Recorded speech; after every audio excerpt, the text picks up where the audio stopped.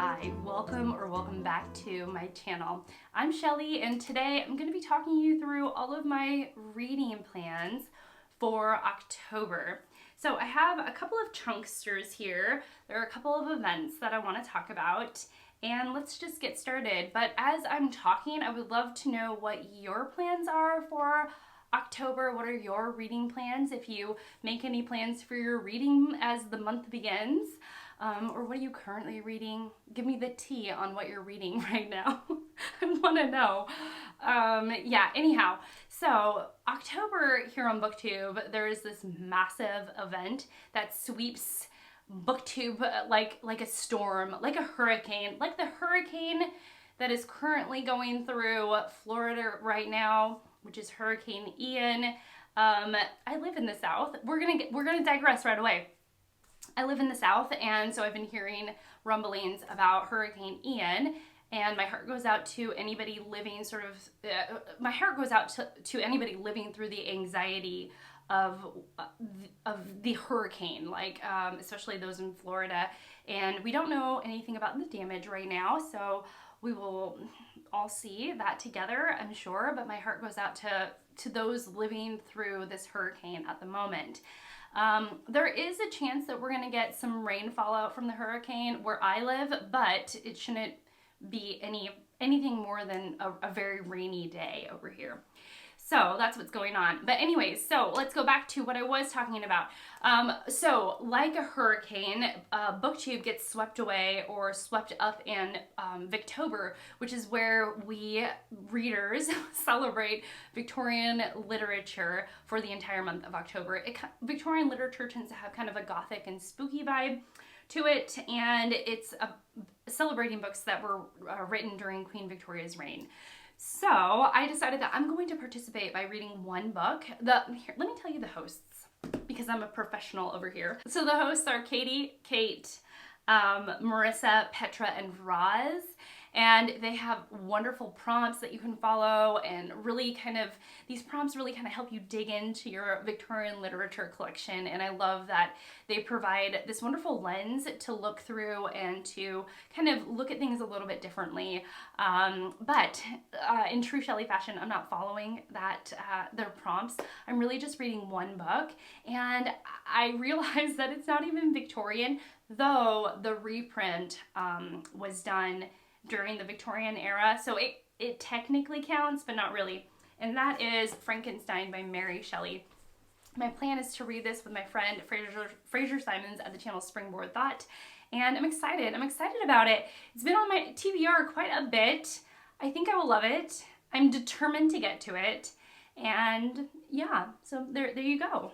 The next event that I am going to be participating in, though again, I'm not participating in a very traditional fashion. I am actually not participating in a way that puts me at fulfilling any of the prompts, but it's called Doorstopper Doom. And it is a reaction to Shorty September, which I am currently in and enjoying, where we were encouraged to read short books in September. So Doorstopper Doom is encouraging us to read our long books in October. Now there are 3 levels let me tell you the hosts. The hosts are Ketevan Reads and Novella. And I will leave everyone linked down below and all the information linked down below so that, if you're interested, please come and participate, please. We love participating here on Booktube. So I'm participating, but not necessarily in a way that fulfills any of their levels. So level 1 would be to read or to start the longest book on your TBR in October. The next level is to read 2 700 plus page books in the month of October. And then level 3 is to read 10 500 page books in October. My book doesn't fit into any of those, but it is quite a long book, and I think it will be eating up quite a bit of my time.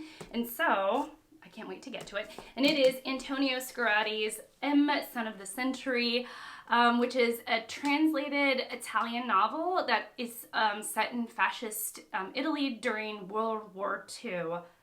That's what I know about it. This was translated from the Italian by and Milano Appel, and Milano Appel, and it comes in at over 700 pages. I found out about this book from Steve Donahue's channel. This is a new release, a 2022 release, the English version. I was like searching for the word. The English version was released here in the US in 2022.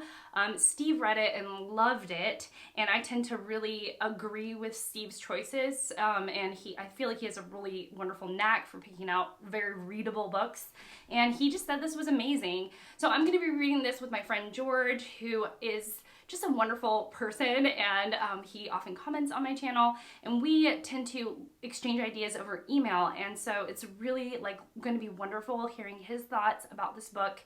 And my plan is to start it in October, hopefully finish it in October, because it is quite the chunkster. Yeah, and that's my plan. Oh, and I'm going to also be discussing this, of course, with my friend Fraser Simons at the channel Springboard Thought, because he has this as well. And so it's going to be a confluence of communication in which we just dig into this book. And so this is going to be my main read for the month. Yeah, and to be honest, I'm really excited about it. This is my most anticipated like new release that I'm finally getting to here in October.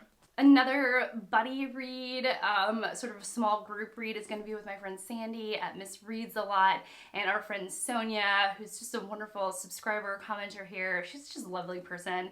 And we're going to be reading The Age of Innocence by Edith Wharton, which should be wonderful. I'm excited to get to this. I read my first Wharton earlier this year, and it was amazing. I read The House of Mirth, and I absolutely loved it. So The Age of Innocence, I hope, will be just as successful. And then Jill at the Book Bully, she was commenting on how so many reading events are about or around sort of horror, and she's not a horror girly. She's not a thriller horror girly, and I was really picking up what she was putting down. And so she created an event called Backlist Booktober. Backlist Booktober. You should watch her video as she is announcing this event, because she understands how silly that name is, but I love it. I loved every second of that video, and I was like, I see you. I'm picking up what you're putting down, girl, and I'm here for it. So for Backlist Booktober, I'm planning on finishing The Story of a New Name, which is the second book in Elena Ferrante's Neapolitan series. I read the first one her first book in this series called My Brilliant Friend back in August, and I loved it. I loved it so much that I had to pick up this one to find out what happened to the characters. And I got to like a part where I knew everybody was good. And then Shorty September happened, and I challenged myself to read 30 books in 30 days. And so I set her aside, and I'm so sad because I just love Ferrante's writing. I love the world that she's creating. I'm so invested in the characters. I'm just here for it. So I was picking up what Jill was putting down, and I'm also picking up what Ferrante's putting down, and I'm really loving this. And then the last book on this very kind of short and manageable TBR, who am I? Truly. So the last book is The Girl Who Kicked the Hornet's Nest, which is Stieg Larsson's third book in his Girl with the Dragon Tattoo series. And from what I know about this series is that the first three books in that series were written by Stieg Larsson, first of all, and then he passes away, and the series continues with his pen name, but not necessarily his writing.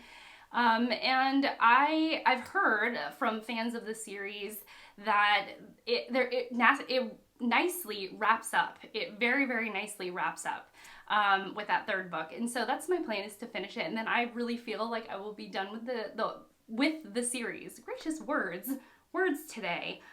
You would think that I don't have a booktube channel, but you know, surprising everyone over here.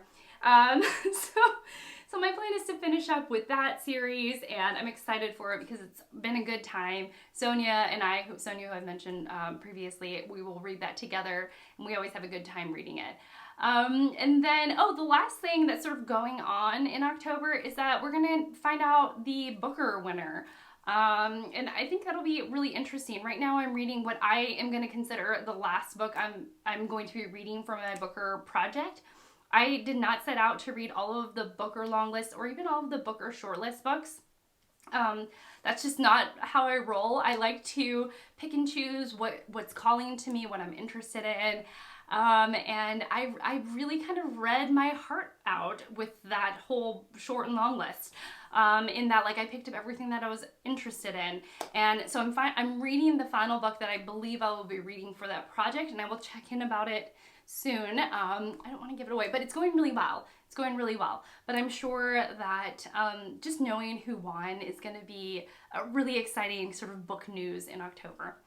And I think that is it. So let me know, what are you all reading? What is on your TBR, if you kind of do that thing where you set out to kind of decide what you're going to read before the month begins, or if you're more of a mood reader, what do you think your mood is going to call to you? What will your mood be telling you to read? Unless you don't know until you're like looking at the books and kind of grabbing and picking and choosing. I don't know. Anyhow, let me know. What are you reading? Give me all your book tea. This is what I want to know.